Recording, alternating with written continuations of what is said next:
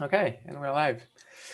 Okay, so it's been a while and we don't have Bartek, but I figured we would still meet so that we can talk about a bunch of stuff.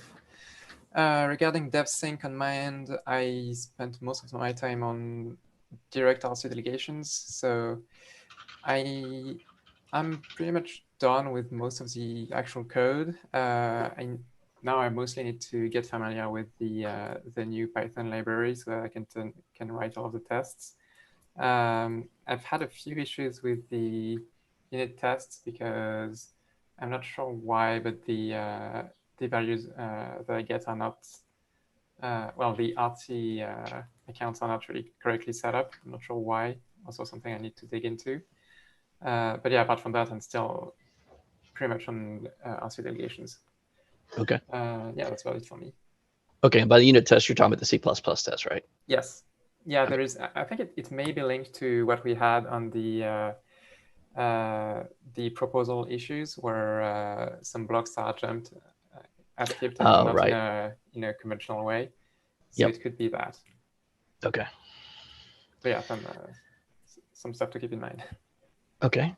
Let's see. On stuff we've been working on, we've been creating more tests on the Hive side. We've been creating more tests. We're also continuing to work on the blockchain converter that generates a testnet blockchain configuration from like an existing block log. So basically, you can take like a mainnet block log and then generate a testnet configuration that models after the mainnet. And the thing we've done most recently that is add multi-threading support because the converter was taking over a day in some cases. So that's multi-threading it to speed it up a bit. We're also changing the CLI wallet. The CLI wallet wasn't able previously to use a transaction using just an account authority. It had to actually have an account that directly generated the transaction. So now it supports account authorities, and we're testing that now. So that's pretty much all that's done on the Hive wallet side. On the HiveMind side, we've continued to work on memory utilization. We've reduced the peak memory usage by HiveMind during massive sync from over 13 gigabytes to just under 4 gigabytes now. And that was done by a couple things, but one of the things we're doing is explicitly clearing some variables now after we use them so that Python doesn't sit there and just keep the memory around. Another thing we're working on, a couple of guys are working on, is optimization of the update post rshares function that gets run after a massive sync. And that was taking over 11 hours. And we've got that down, I think, to around 25 minutes. We've got a couple different optimizations that we're trying on it, but so I'm not sure what our final number is going to be yet. We're still in the process of seeing what we can reach there. Another problem that we're fixing was HiveMind had a tendency to shut down if it lost contact with Hive, which could be okay if that's what you want, but a lot of times that loss of contact with Hive could be momentary. And so it really wasn't desirable to always just stop running whenever it lost, network contact with Hive temporarily. So we've made that configurable now, so you can specify whether you want to stop or not, and also how long before it'll stop. How long the contact is lost before it'll stop, if that's what you want. And I think that's by default now. It won't stop just because it loses contact with Hive, which is, I think, best for most production environments. We're also moving some of the HiveMind tests that were in the test repo into the HiveMind's repo itself now. Just part of a general trend. We've been moving the tests into their specific repo now. And we're also working on measuring the speed of our tavern-based tests so that we can use our automated testing system to also generate performance metrics for the software as well. So before they were just, the tests are doing functional testing. But there's no reason we can't really use that also as for generating some performance metrics after commits as well. So that way we'll have, whenever you make a commit, you'll have some idea of how it impacted performance. So I guess that's pretty much all we've worked on the past little bit. I don't have data from just everybody. If you guys I couldn't reach before the meeting, so. Yeah, I see. On the testing and moving everything to, I mean, all of the testing from HiveMind to a dedicated repo, will we do that for Hive V2? I don't know. That's I mean, I possible, think right now right? the most interesting thing was the HiveMind move. I had to talk to the other guys to see why they're doing the move, but as far as I know, it's just HiveMind so far. Okay, and it's just out of clarity, right? Yeah, yeah. I honestly don't know the entire reasons for the move. I'd have to talk to the guys that did it. Yeah, I see. Okay, cool. And then, yeah, then modular HiveMind is well underway, and after that, it's going to be the. Yeah, so the guy that's been working on that just got back today. So I didn't have anything new to report there because he's just back. Yeah, I see. Yeah, I mean, it's expected that everything would slow down during the summer. Yeah, so moving on, I had a bunch of stuff about direct RC degradations, but I think I'll save it for next week. I mean, in 2 weeks when we'll have Bartek and we'll be done with the test, and maybe I'll have the time to get a review. Do you know he'll be back next week, right? Yeah, he's coming back. I think he's coming back Friday, but realistically, probably Monday. You know, before you could probably catch him. Okay, so maybe not a review next time, but by then we'll be able to talk about a bunch of stuff, hopefully. Yeah.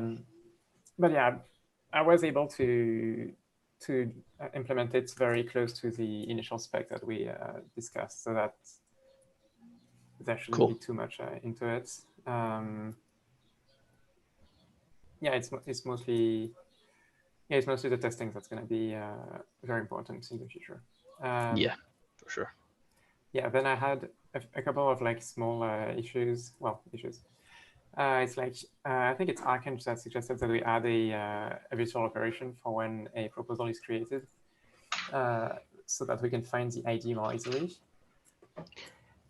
Yeah, I mean that probably makes sense to me. I think we should probably run that by the guy who did the proposal system, Marius, but I don't see any reason.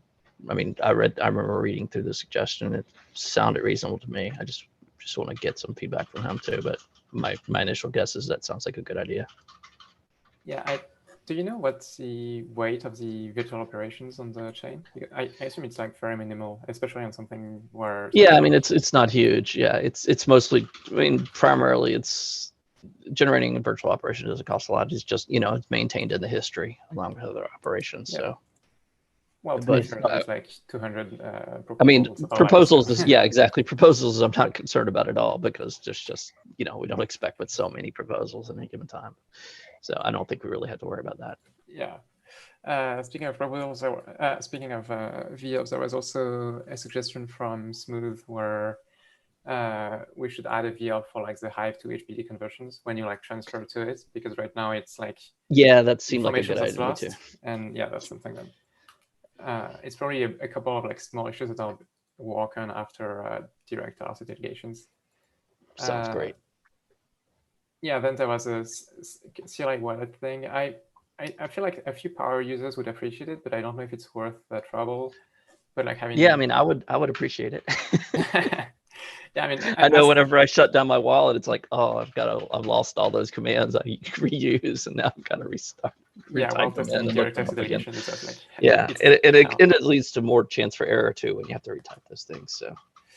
Yeah, there's a bit of that, and yeah, my broad idea was to like retain everything that's not all of the commands except for the I mean yeah exactly right. That's the other right. That's the one we don't want to keep. We don't want to. Yep. I think that's perfectly. I think that's pretty much it. Is the import key is the only sensitive one.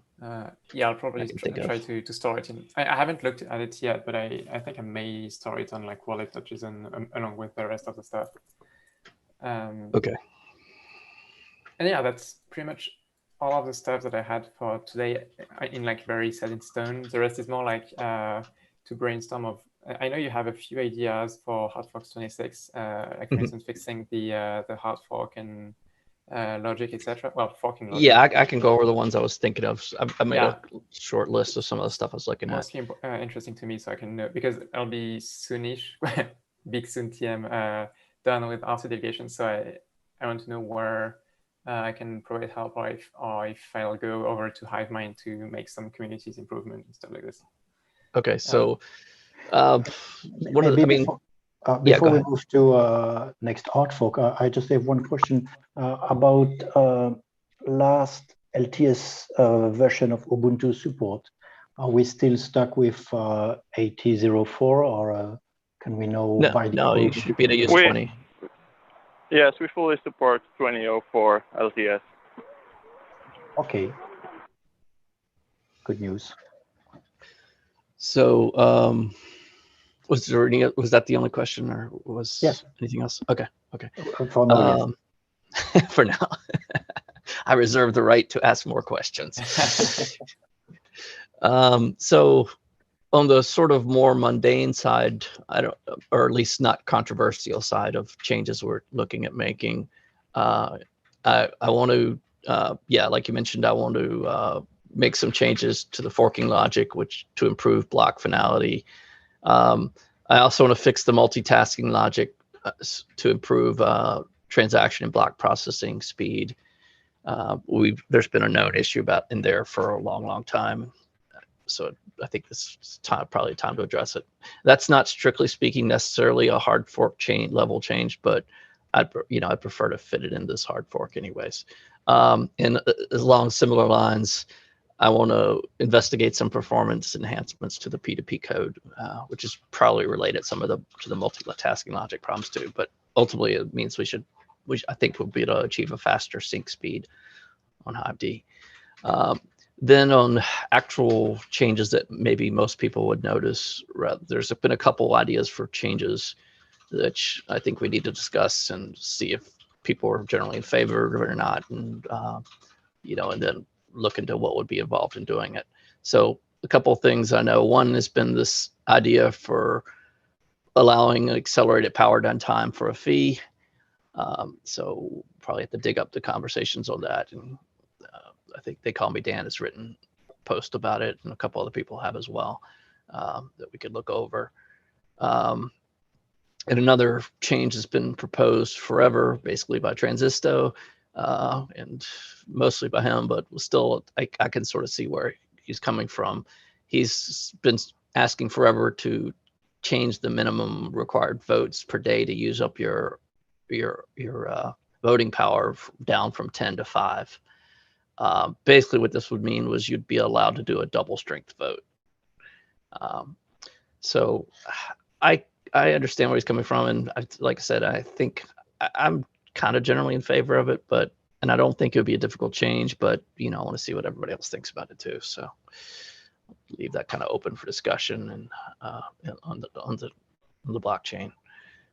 Another thing I guess you've got on the list to talk about is dynamic RC calculations, and I think that's something we need to look into as well.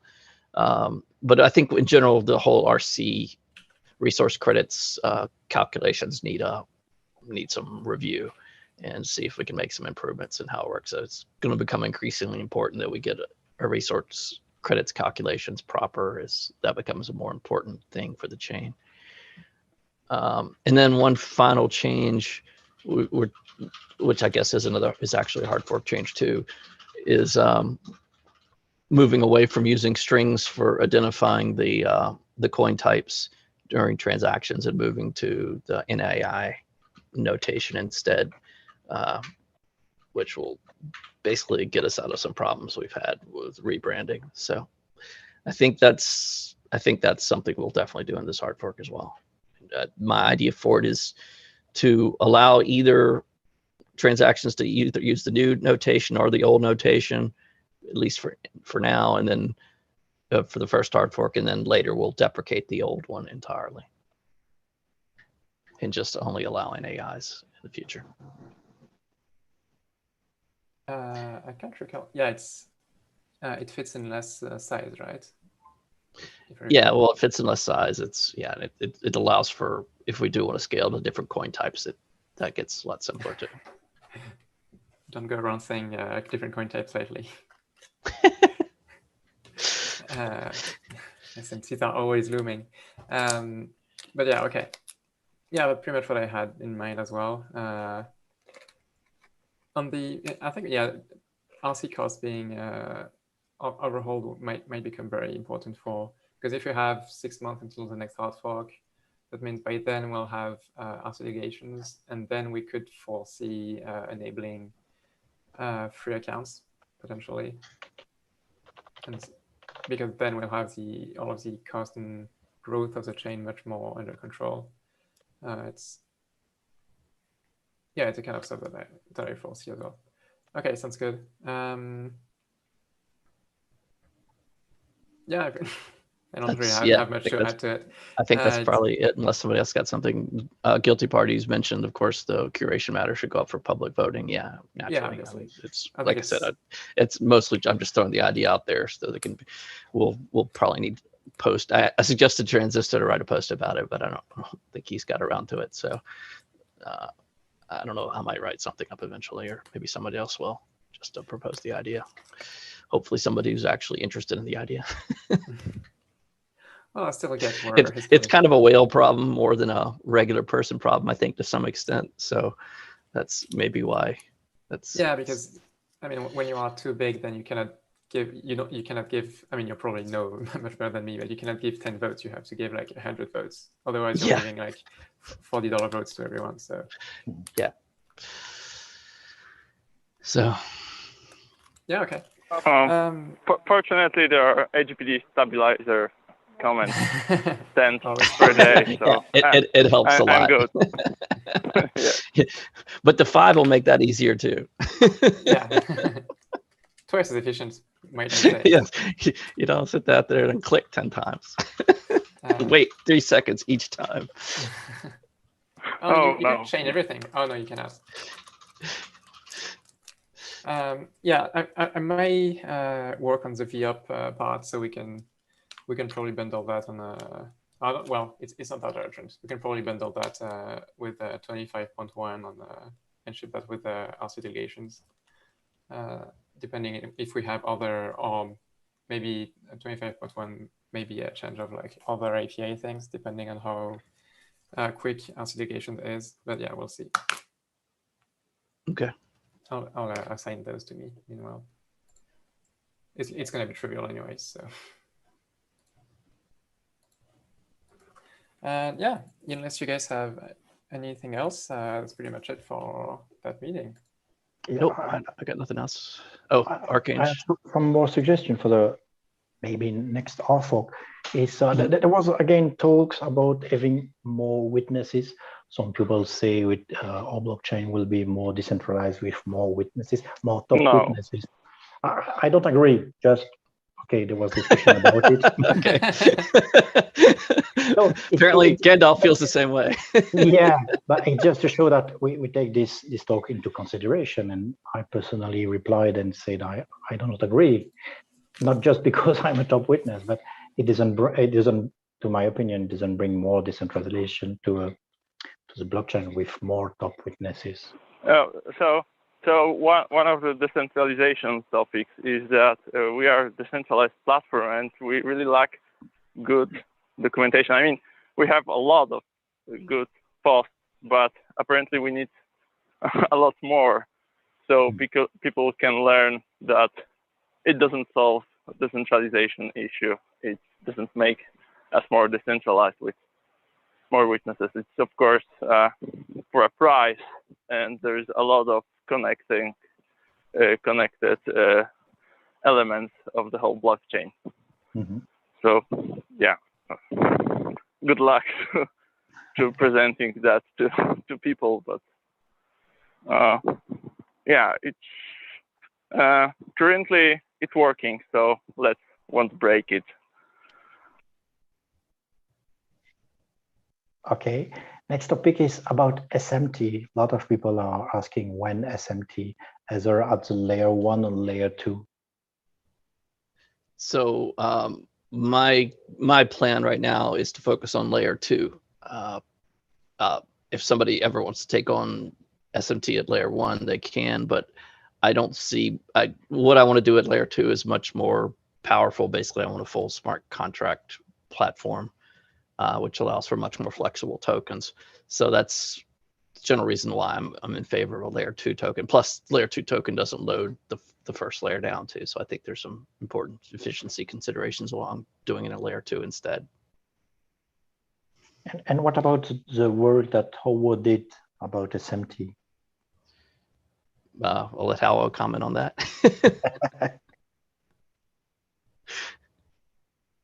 He ran away. So, I mean, generally speaking, I don't think Howard was doing SMT work. He was doing SMT testing, as far as I know. So, in that, I mean, I had some guys go in and analyze the state of the SMT code, and the determination was that a lot of it still wasn't done. What was done was some of the stuff associated with like creating the tokens, but there were a lot of things to basically make them actually like function like they're supposed to. That was just simply wasn't done. And I even talked to one of the devs about it. I mean, one of the Steema devs, and he basically confirmed it. He was, I mean, I asked him for an estimate. He was estimating like 6 months of work or more.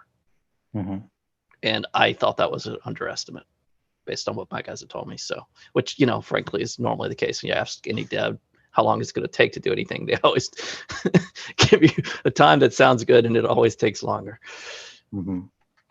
So I couldn't see a scenario where it would be done quickly.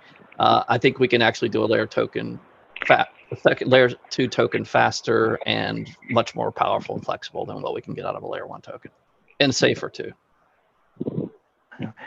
But is there any schedule to go on with development about SMT as a layer 1 or layer 2? Because well, as a layer 2, we're definitely, I mean, it's basically, I haven't put down a time for it. I haven't put down an estimated time because we haven't got deep into it. Because basically the precursor to doing the layer 2 tokens is finishing up half. We basically need the application framework because it's going to be built on top of the half framework. So I expect we're going to have, my guess is we're going to have half done in the next month or so. That's still just a guess, but it looks pretty good so far. I think we're in a pretty good state, and maybe even less than a month is possible. I just don't know.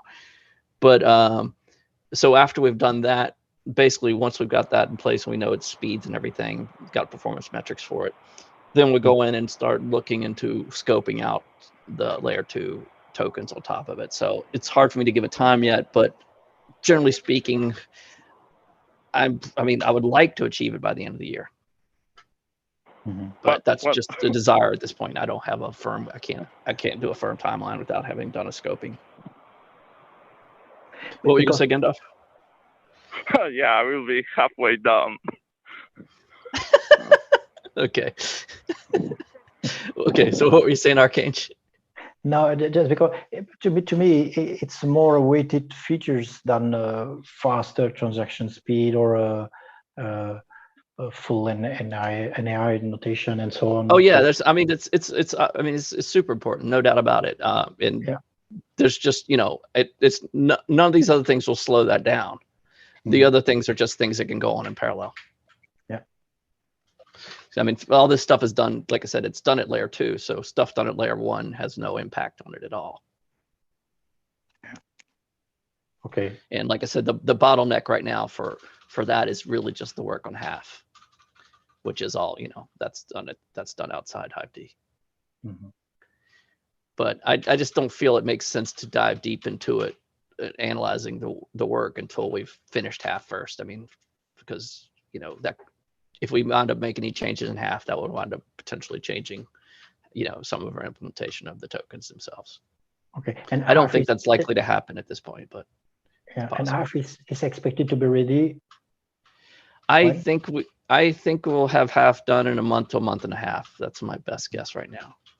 So end I of mean, we've got it. I mean, we've got a prototype. The prototype works, but you know, now we're making refinements. And sometimes when we're doing, you know, we still got to develop some nice example cases and tests, things like that. Oh, and the most important thing is we also need to switch over to where we've got the SQL serializer, which is a Hive-D plugin, generating the data for it. So that's going to be done when Bartek gets back. He's taking that task. So that'll begin, you know, next week. Okay. But I think he estimated just a few days for that, so that should be done pretty quickly. Mm-hmm. Okay, I have another topic, if I can go. Okay. You just want to make sure I don't go to lunch. Yeah, but that's because our rescheduled meetings.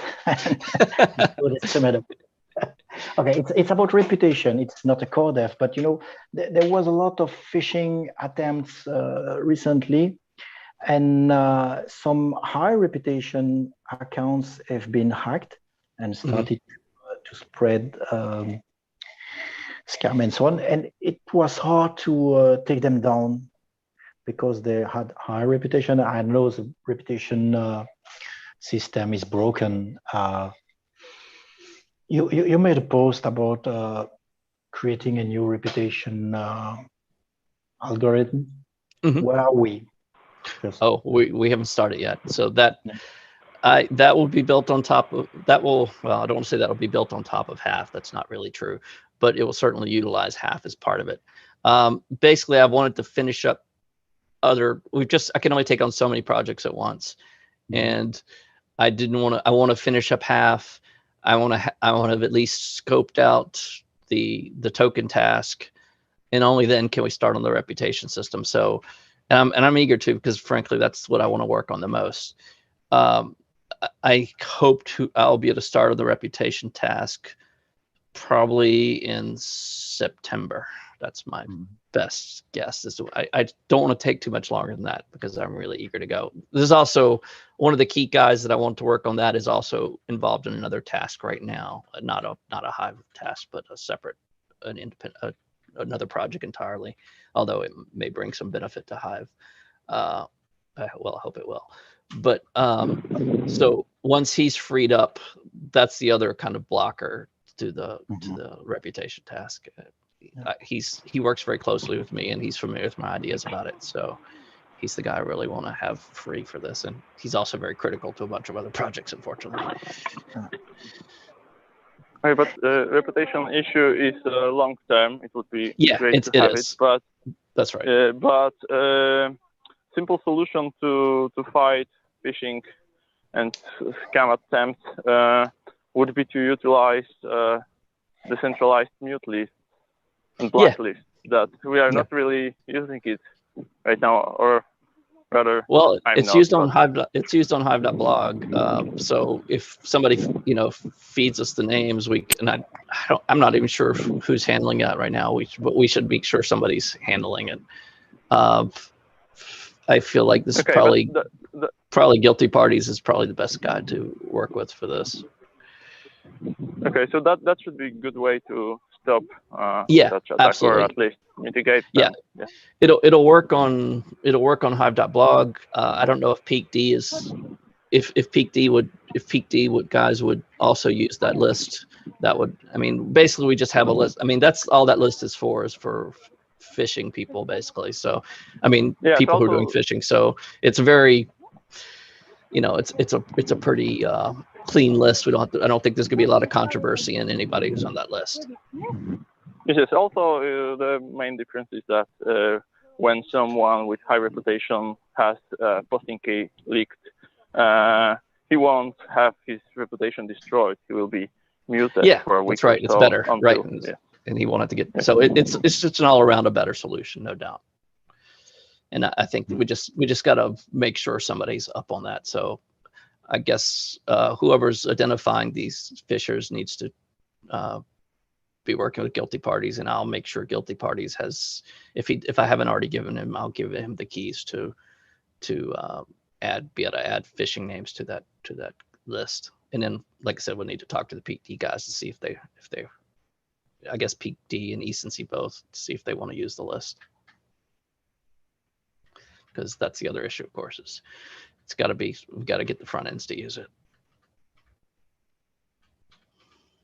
And that's all ultimately up to them. Okay. The same as the reputation system, right? The front end can ignore reputation too. So anyways, anything else? Yes, my last one. Okay. It was about revamping API. I'm making an API version 2. There was talk, I can't remember where, because it's a bit a mess when you look at it globally. Yeah, I actually created an details. issue for this topic, and I just linked to all the API discussions that I could find in the repo.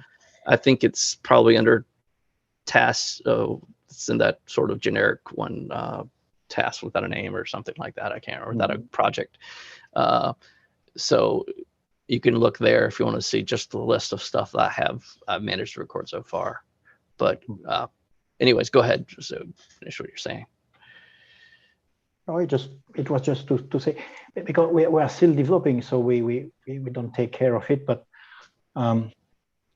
it would be good to start this and make a new API, because if we want more and more developers to come, because it's quite a bit messy today. Yeah, we need to help them really often for, let's say, stupid question, because there is just a few differences between APIs.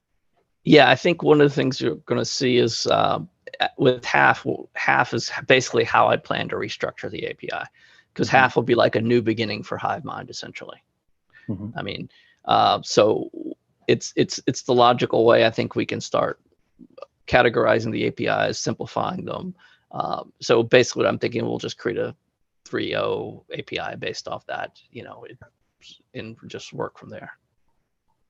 And because we sometimes have the same call in the database API, condenser API, and so on. Yeah, well, some of that just needs to be cleaned up, right? Some of the cases some of these calls have been removed from Hive-D and have moved to HiveMind, and we've also, we've got, even within Hive-D, there's clean up Hive-D. We'll deprecate some of the older calls in Hive-D and stuff like that. Okay. That will be cool when it will be so done. But I didn't really talk about that so much, because while that's not really technically a hard fork change, it fits more into those, just general cleanup stuff. It can go on all the time. Okay, that's all for me. Okay. For today. Okay, I guess that's it. How, we got anything else, or sign us off? Well, Gary wrote a lot of messages that we did not read. Oh, okay. But yeah, long story short, he's the one who is handling it regarding to the centralized mute list. And in relation to the reputation system and the speed that in power down, is it possible to also include a quicker delegation return timer with a fee attached? I don't think there is that much of a need for that, because it's like it's a week. Realistically, it's not like as important as 13 weeks for a power down. Yeah, I mean, I think we should just, also, I think the decentralized muting is really a better solution anyways, frankly. Just make them disappear.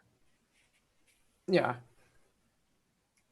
There's just no reason beating on reputations for this. Yeah. The only user word is your old Steam Cleaner account, which is very high rep. Yeah, okay. Which I feel like. Yeah, but I mean, that's the whole point. I don't think we'll need to do that. I think decentralized muting is a better solution than trying to attack reputations of phished accounts. Yeah. I don't think there's any need to nuke them. Yeah, that's about it for today then. Okay, sounds good. See you guys. Well, see you guys. Okay. Have a nice lunch. Bye. Thank you. See you. Bye.